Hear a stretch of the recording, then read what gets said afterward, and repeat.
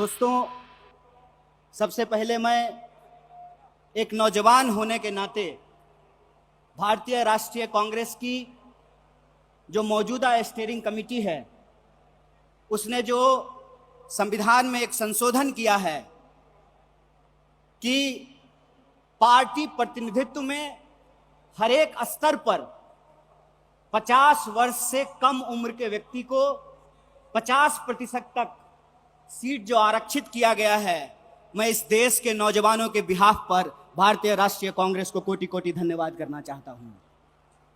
दोस्तों, मैं समझता हूं कि ये एक महत्वपूर्ण रेजोल्यूशन है। महत्वपूर्ण रेजोल्यूशन इसलिए है कि आप सब जानते हैं कि भारत दुनिया का सबसे नौजवान देश है। दुनिया का हर 5वां नौजवान कोई ना कोई भारतीय है। ऐसे वक्त में देश की दशा क्या होगी, देश की राजनीति क्या होगी, समाज का स्वरूप क्या होगा और हमारे आने वाले भविष्य का मुस्तकबिल क्या होगा, इसको इस देश का नौजवान तय करेंगे। कांग्रेस पार्टी ने इस बदलाव को महसूस किया है, उसके लिए हम अपने वरिष्ठ नेतृत्व को बहुत बहुत धन्यवाद देना चाहते हैं। दोस्तों, आज जब रायपुर में देश की सबसे पुरानी पार्टी उसका 50वां महाधिवेशन हो रहा है, तो हमारे सामने कुछ महत्वपूर्ण सवाल हैं और उन्हीं महत्वपूर्ण सवालों पर चर्चा करने के लिए यह हमारा डिस्कशन हो रहा है, यह प्लेनरी सेशन हो रहा है। और यहां मैं आपके बीच मौजूद हूं हमारे देश के इकोनॉमिक, आर्थिक और राजनीतिक रेजोल्यूशन क्या होना चाहिए उसके संबंध में कुछ बातें रखने के लिए। सबसे पहली बात तो हमको यह समझना चाहिए, देश की अर्थव्यवस्था देश के लोगों को नजरअंदाज करके नहीं चल सकती है। कोई भी ऐसी आर्थिक नीति जिसमें देश के लोगों को नजरअंदाज किया गया है, वो आर्थिक नीति देश की आर्थिक नीति नहीं हो सकती है। और आज हम जिस मोड़ पर खड़े हैं, हम देख रहे हैं कि नारा देश का लगाया जाता है, नाम देश का लिया जाता है और तिजोरियां दोस्त की भरी जाती है। ऐसी आर्थिक नीतियां आज इस देश के अंदर लाई जा रही है। मेरा एक सीधा सवाल है इस देश के हुक्मरानों से, कांग्रेस पार्टी का एक आम कार्यकर्ता होने के चलते, कि ऐसी कौन सी ऐसी नीति है कि देश गरीब हो रहा है। हमारा आर्थिक आंकड़ा हमको बताता है कि देश में सबसे ज्यादा बेरोजगारी है आज के वक्त में। कोई ऐसा सेक्टर नहीं है जहां बेरोजगारी सर चढ़ करके बोल नहीं रही है।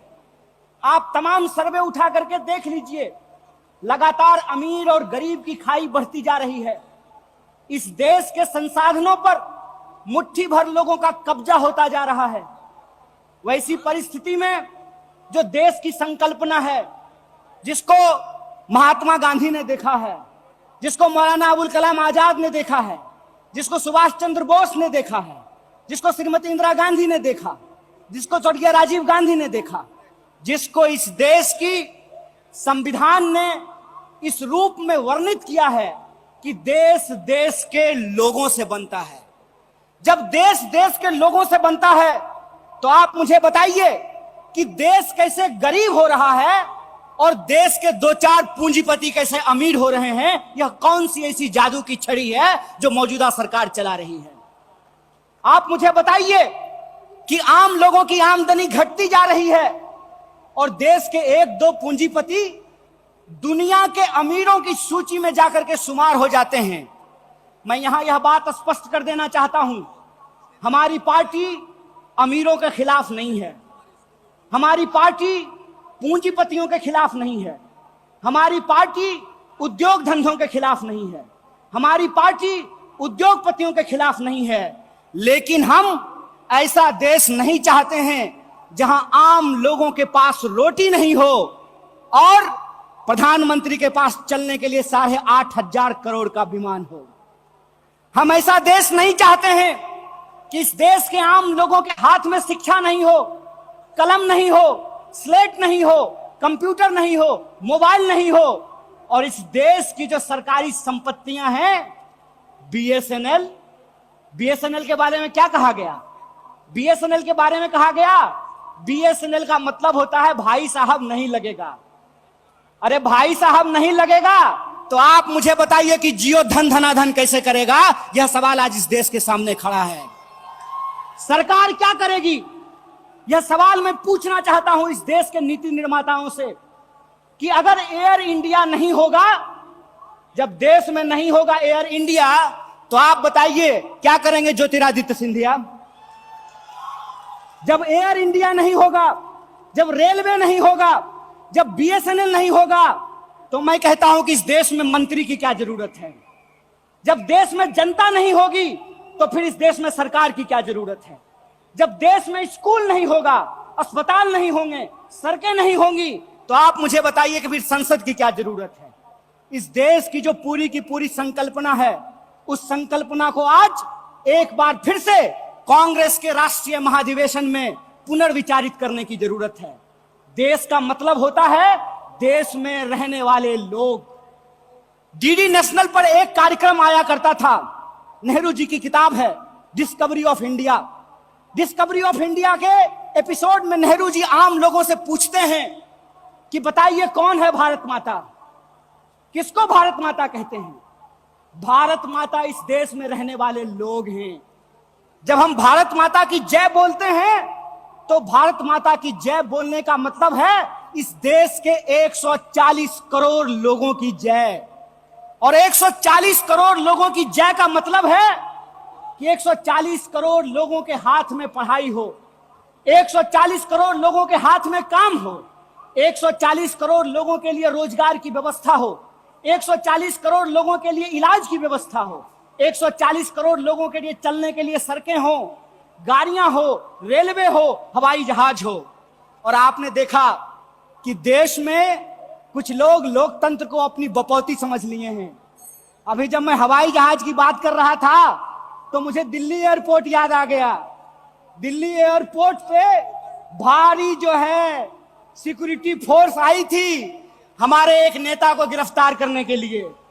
तो मैं दिल्ली में बैठे हुए हुक्मरानों को इस महाधिवेशन के माध्यम से कहना चाहता हूं, आपको मालूम नहीं है भारतीय राष्ट्रीय कांग्रेस का इतिहास। आपके पुरखों ने जिन अंग्रेजों की चापलूसी की थी, उन अंग्रेजों से लड़ करके हमने इस देश को आजादी दिलाई। इस बात को याद रखिएगा। ना आपके जेल से डरेंगे, ना आपके मुकदमे से डरेंगे, ना आपकी लाठियों से डरेंगे, ना आपकी गोलियों से डरेंगे। भारतीय राष्ट्रीय कांग्रेस इस देश की पार्टी है और इस देश के हकूक के लिए लड़ती रहेगी। इस बात को याद रखिएगा। और आज के समय में जो आर्थिक लूट की नीतियां चल रही हैं कि प्राइवेटाइजेशन ऑफ प्रॉफिट और सोशलाइजेशन ऑफ लॉस, फायदा होगा तो अदानी का और नुकसान होगा तो एलआईसी का, ये हम नहीं चलने देंगे। इस बात को आप याद रखिएगा। हम फायदा होगा तो प्रधानमंत्री जी के दोस्त का और नुकसान होगा तो इस देश के आम लोगों का पैसा जो एसबीआई में पड़ा हुआ है उसका, ये हम नहीं चलने देंगे। इस बात को याद रखिएगा। इसीलिए हमारा पॉलिटिकल और इकोनॉमिक रेजोल्यूशन ये है कि भारतीय राष्ट्रीय कांग्रेस इंडियन कॉन्स्टिट्यूशन का सेफ गार्ड है। हम इंडियन कॉन्स्टिट्यूशन के पहरेदार हैं। हम इंडियन कॉन्स्टिट्यूशन के असली चौकीदार हैं। इस बात को याद रखिएगा। और इंडियन कॉन्स्टिट्यूशन इस बात को रिजॉल्व करता है, we the people of India.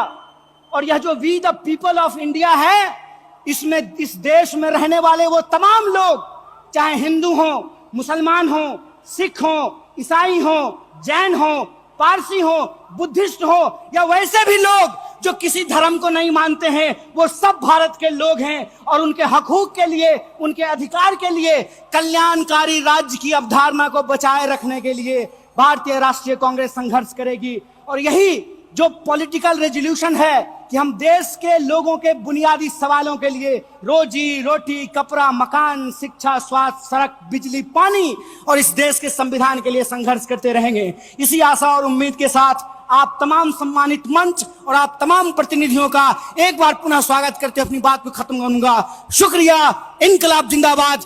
जय हिंद, जय भारत, जय कांग्रेस।